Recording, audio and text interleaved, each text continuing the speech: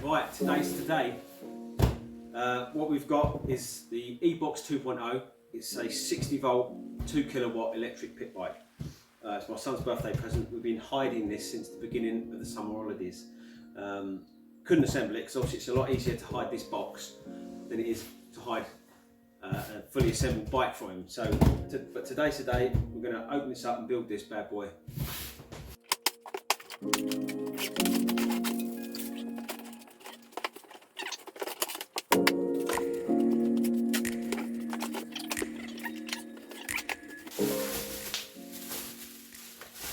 There's lots of these on the market. The reason we went for this, it's got bigger wheels. I figure as he gets older, it's a bit more longevity in this one. It won't outgrow it so much.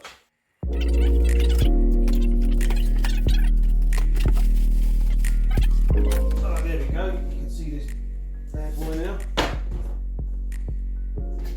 So, definitely well packaged. I don't think anything's going to happen to it in transit, which is a good thing because I'm guessing these are going all over the place. There's foot pegs. Halfway there already, put the foot pegs on.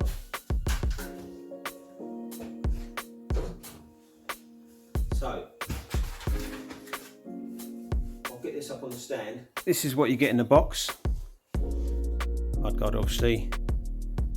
Number plate, front plate, charger, you get a little toolkit, fuses, some bolts, for the handlebars, a nice little pad to cover that with. Shock absorber looks quite well made. Hopefully it's full of gas or air or whatever that is in there. Instruction manual, and then there's the bike. I've got it on the stand now. Obviously the shock absorber's not fitted, so it's got the sags wrong. Handlebars are already attached. Looks like all the cables and that are there. You literally just got to unwrap it and stick them on. So I think we'll do that first, make it a little bit more manageable, and then we'll get the front wheel on. Good thing is, a lot of this is cardboard. I know this is bubble wrap here, but there's not an awful lot of plastic wrapped around this, which I kind of like, because at least you can recycle some of that.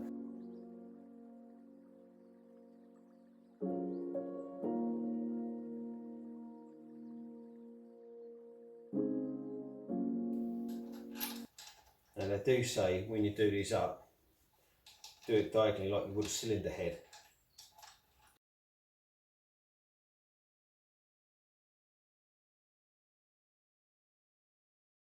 Wobbling about, they're nowhere near tight, so we best remember that. Right, handlebars loosely on. Next thing is the Mudguard. They give you 3 8mm bolts. Not 10mm, 8mm. So 8mm socket, and they just mount in these holes here. It should be easy to pop this on here, line the holes up, stick that in. Now this is only plastic, so it's probably a good idea not to grunch this down like it's holding the weld together, because what you're going to do is then flatten that plastic and it'll never be the same again. Right, number board now. This looks like a 5mm Allen key. Yeah, there it is, 5mm Allen key. They do supply you with tools, but it does say in the instructions, use them as a last resort, which fills you full of confidence as to how good they are. Pop. There's 2 pegs that go in the front mudguard. They go in like that, and then that goes in there like that. This is a 5mm Allen key. Handlebars are 6, so it does say use mechanics tools. This is where it's a good idea that you don't grab hold of the front brake lever while you're moving this around or assembling it, because otherwise you're going to close the pads up.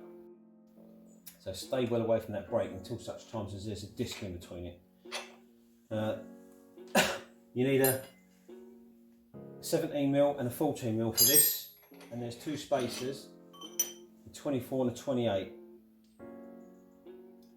The 28, the big one, is disc side. So this might be where this bike decides to stop sitting in lovely and start messing around. So put the bolt in, and then we're going to put the 28mm on the side where the disc is going, just like that. So let's get that wheel ready.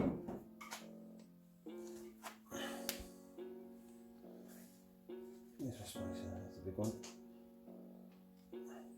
It's not like a slot or anything for that spacer to sit in, it's literally just on the axle there. So bolt in first, give me something to rest it on.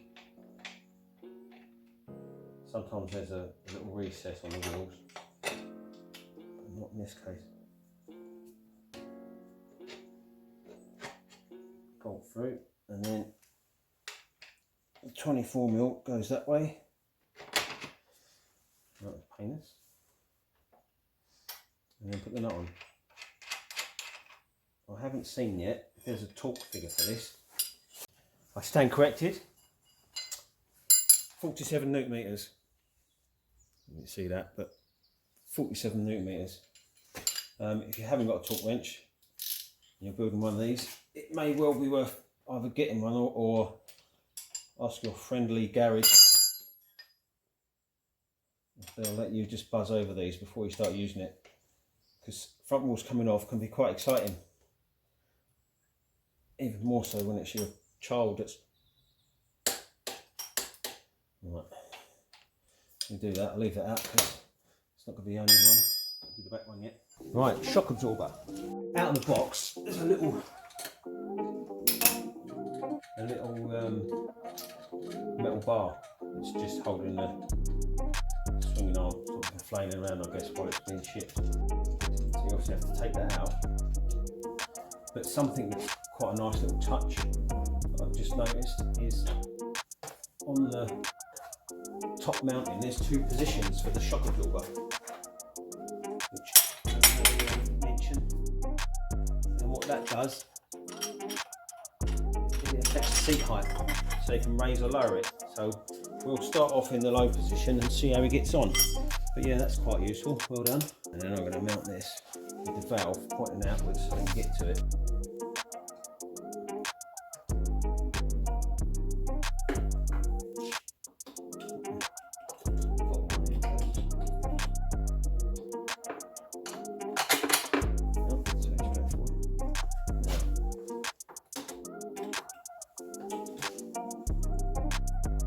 Position A, position B. Not an awful lot in it, but I think we're going to go with that one. The one nearest. Position A and position B. That's where we're going to start off, and then as it gets a little bit bigger, we'll move it back if need arises. So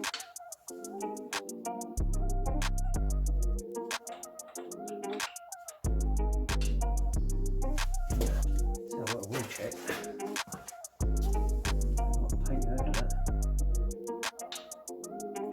Right, okay, first floor, I'm going to have to open that hole up a tiny bit. I'm going to wind a drill in by hand just to get, there's just paint around it. Drills. We find out what goes in that one, more than that.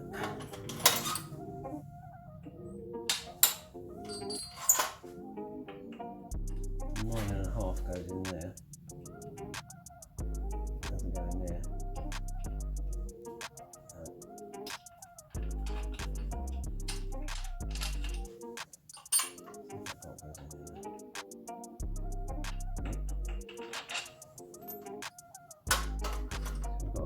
To it.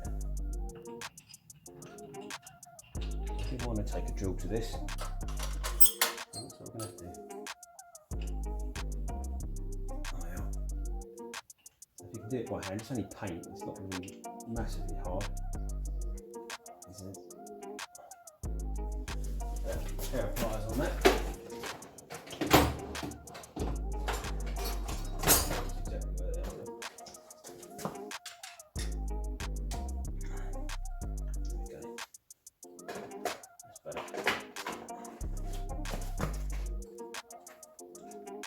Hopefully that's cleared that out enough.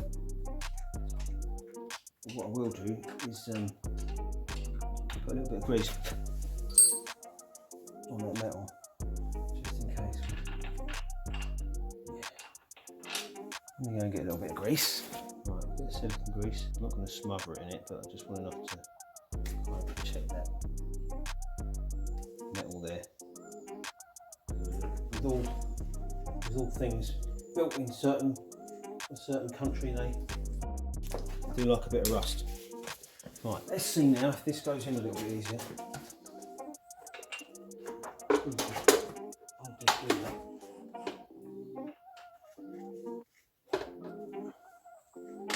There we go. That's better. Let's get it in the hole first. Get the loom out of the way. You just turn it a little bit. You don't want to force it. You start hammering stuff. That's where you destroy the threads. It's obviously made in China, this thing, and they're not known for this. Particularly robust, or in my experience anyway. Right, that one there. That one there. And then this. It's a 12 and a 14. Get this just nipped up. And it's 27 Newton meters, I believe. I'll double check that in a minute. I'll check all this again when I do the PDI.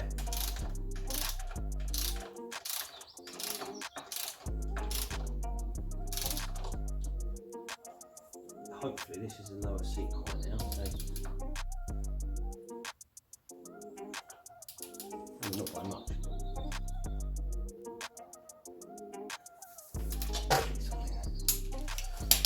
This one.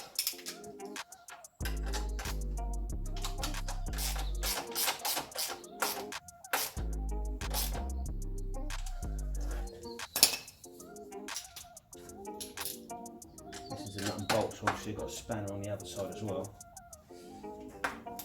Could do with a longer, shorter extension, but I don't want to scratch the frame, so I'm kind of struggling a little bit with this. There we go. That's that one.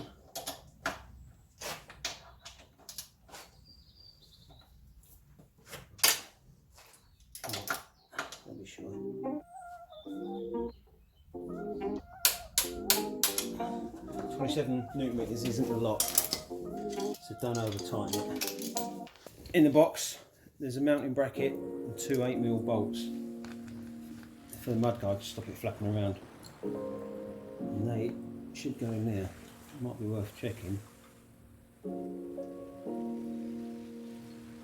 Rather than struggling with the mudguard in a way, just to make sure that these threads are any good.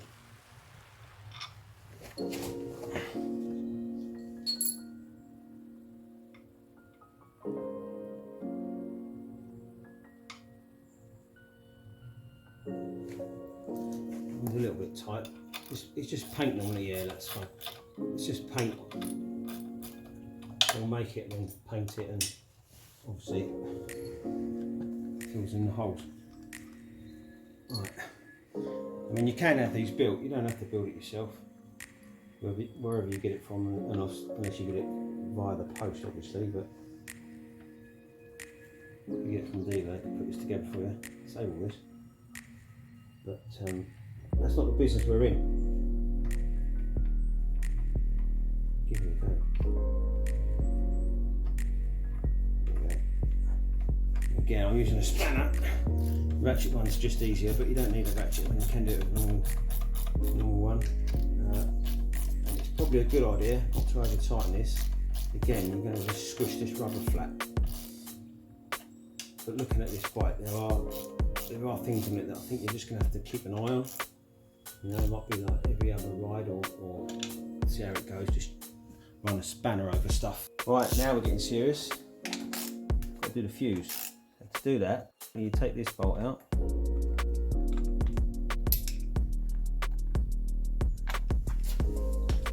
Set that down there. Ah, there you go. It hooks in. There's metal tabs there. Go in these holes. So obviously remember that when you're putting it back together. The fuse is dangling down here at the minute. I don't like that. I'm hoping they tell us to stick it up there. So we have to fish these wires out and disconnect the battery. That's the fuse holder, and it does say when you've done this, replace it into the body of the bike, which I'm happier about. There's a lot of black paint on that. It's a 60 amp fuse, which is reassuringly large. We'll keep note of that. See, that one's silver, and it's got a bit of black on it. That feels rubbery. I'm going to clean that up with something. Maybe watchmaker's screwdriver or lines. There's a 60 amp fuse, it's got a lot of current. There we go, look, it's just, that's better. It's obviously where it was made. That's better. See, there we go. Now we put the fuse in, now we trust it.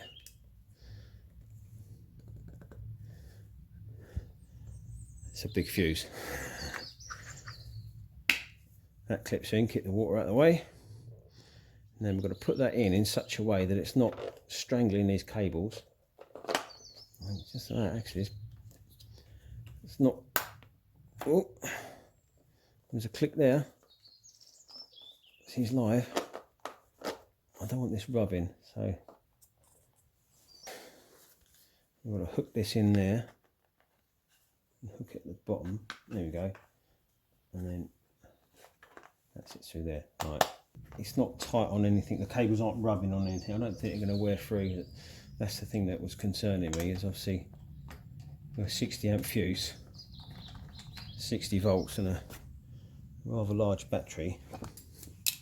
Last thing you want is the life shorting out on the frame. Right, last thing on the list, tyre pressures. This is the assembly bit done. It says 26 if you're going to use it on tarmac, or anywhere between 20 and 30 if you're going to be using it off-road. I'm going to stick it at 26. There's mainly gravel around here that he's going to be riding on. So, and the other thing is, I don't want to push it on it. So I think 26 would be a good starting point. If it's too much or not enough, we'll go from there. But so far, it all seems pretty good quality. I mean, some of the welding on the frame isn't pretty. I was looking at an RFN. I would say that's better quality than this, but then it's a lot more expensive. But for the price, so far it looks pretty good. What you would expect. Chances are I'll edit this bit heavily because it's not the most interesting thing watching someone pump tyres up, is it? However, it's all part of the process, I suppose. Right, PDI next. But before we PDI it, I've got to switch it on. 70% in the battery. Result, free electric. The other reason we got this one is it's got two dials down here by the shock absorber. One is the speed, which is obviously a good idea, but the one that I was more interested in is the response. As in, if he cranks the throttle right open, this thing will lift the front wheel up. We can dial that right down. If I show you this flat out, I'll turn that right up. No, a bit more. Right. See the torque of the thing is lifting the front wheel, and that's the speed flat out. Now if we turn the speed down, half a turn and then wind the response right out, you'll see the difference, not only in top speed, but how aggressive it is. So when he first gets on this, go around a long way, but see the difference. It's quite gentle. So hopefully that won't put him off first time he goes on it, because it's going to end badly. But yeah, it's another reason why we wanted this one, because it's got them adjusters. The manual for this thing is actually pretty good. It's fairly well written, the language of it. It shows you what you need to know. So yeah, it's quite happy with that. It gives you there's a fault finding guide. But next up is a PDI, so pre-delivery inspection. We're basically going to go through and check every nut and bolt. There we go. It gives you a list of everything we need to look at. So there's things to do now before we ride it, and then there's another little list of after your first ride, things that you want to double check to make sure nothing's worked its way loose. So I'm basically going to work my way through this list. If I find anything of note, I'll let you know. If not, I'm just going to be checking bolts, and then we'll check the chain adjustment. Go from there. It's on charge at the minute. So when that's green, then we know we're charged. So I won't be riding it anytime soon, because that's a 7 to 9 hour first charge allegedly. So we'll see how that pans out. But I'll PDI this, and I'll let you know if there's anything. Right, straight off the bat, this chain seems really tight. So I'm going to pull it out. So you've got an 8mm there, and then two 5mm Allen keys here. Pull this out, and then you have to kind of wiggle it past, just so you can get to the chain basically. There's a washer on there. Some out. There we go, that's fairly straightforward. Use that washer.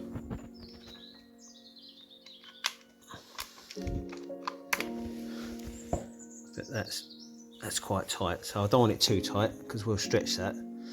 So first job, we're going to adjust that chain, and then while we're there we'll check the tightness of these, the sprocket bolts and all that. Loosen off the rear axle. It's a 17 and a 14. This was really tight. Considering it's 47 Newton meters torque on the front one, I would guess the back's going to be a similar figure, so someone had gone to town on this. However, we're going to use these adjusters. It's two 12mm basically. Looks like there's a lock nut, this nut here, and then a lock nut. Is that? Wind that out and move the tyre or the wheel back. Obviously we need to wind it in. There's your lock nut there. I'm going to loosen off both sides. It's a little bit fiddly. You need probably two spanners when we're locking this off. There we go. And then I'm going to wind it in. The important thing is we want this wheel to stay straight, parallel with the front. So, is there any marks? Like sometimes you get notches in there. There's none of that. So what we'll do is we'll measure it. But I'll count the turns in. We'll assume that it's straight for now. I'm going to wind it in the same amount of flats. So if I do like 3 flats this side, 3 flats that side, theoretically we're off to a good start. So we'll adjust this. So that's pretty fiddly. I'm not going to lie, this is a bit of a pain in the butt. Just wind it in. Right. 1 flat, 2 flats, 3 flats, and it's loose, so let's not get carried away.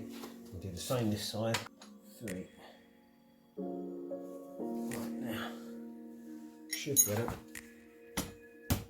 Knock this one in. See, 3's plenty, that's actually too much.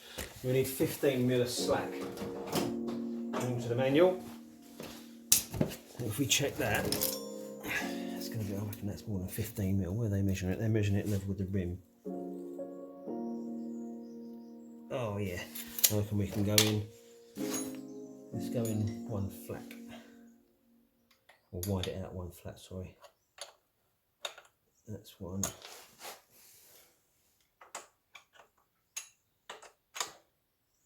That's 1. It's quite fine, the adjustment on this, so don't get carried away. That's what we're looking at now.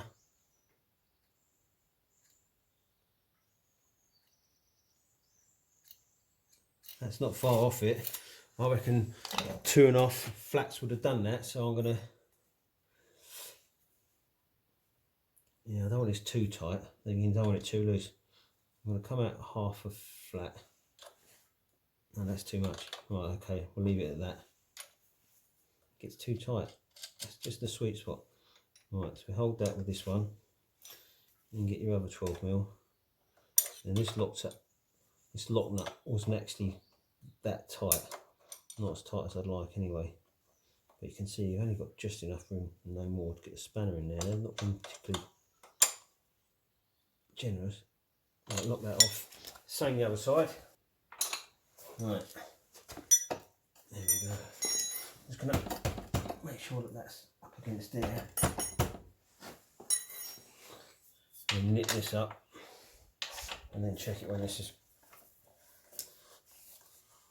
This is the way I do it, whether this is right or not, I don't know. But what we got here, I reckon that's about 12-13mm slack, which is a little bit tight, but then that's a brand new chain. I fully expect it to stretch a little bit.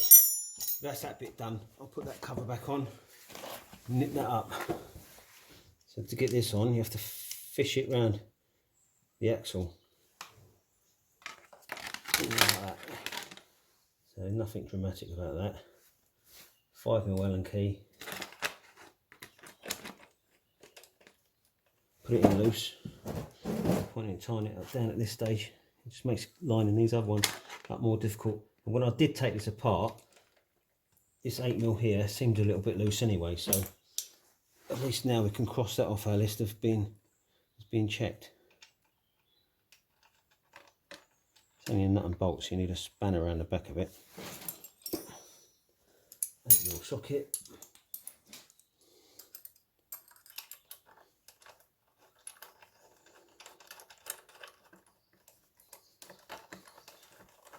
And then that should be that bit crossed off the list. I'll plough through this, see what else is needs looking at, and try and bring it back, because it's always good to know, I suppose, what things. I mean, it might be common. Everyone who's building these might be right there. Well, chain is always tight, and you know, I'm not going to over tighten these because they're going into plastic, but you still don't want them coming loose. Right, let me chalk that axle up and I'll carry on with the PDI. I did have to adjust the front brake. I checked the back, but the front one, you just have to recenter this caliper, and it's as simple as loosen these two Allen, they're 5mm Allen key bolts, apply the front brake, that centers the caliper, and then with the brake still on, just nip these up. And it was just rubbing just a little bit on this inner edge, so it's probably shifted over a little bit in since it was made, or in transit or whatever, but it's fairly straightforward. It tells you how to do that in the manual as well, so they kind of must expect that to be a potential problem that needs addressing, but easy. Part of the PDI is check the pinch bolts on the front shocks, but they don't give you a torque setting for that really, so you don't want to over tighten them, because obviously that'll act as a restriction and stop the shock working as it should. So you'll have to try and find your own torque setting for that. It's a 6mm for the top one, 5mm for the bottom one. Right, so that's the PDI done. Just waiting for the battery to charge now. I think now we can peel the stickers off. Have a look at this. I mean, even these feel pretty good quality. I know it's only backing paper, but it comes off in one go once you get your nails underneath it.